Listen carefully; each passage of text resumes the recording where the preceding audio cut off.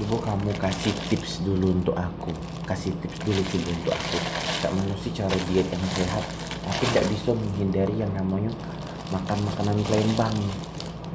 Pecak kemplang, pecak tewan. Pokoknya sesuatu makanan yang dari tepung. Ini juga donat.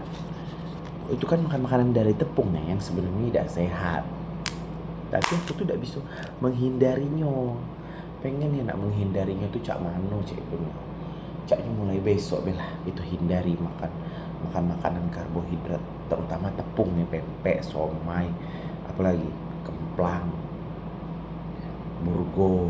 Nah itu kan tepung-tepung galau, sebenarnya itu tuh makanan yang memang tidak sehat. Boleh sih makan itu, tapi kalau bisa jangan tiap hari dan jumlahnya jangan dengan kapasitas yang banyak.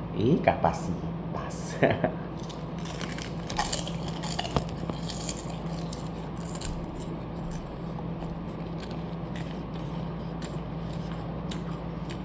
Apalagi kemplang tunu ini.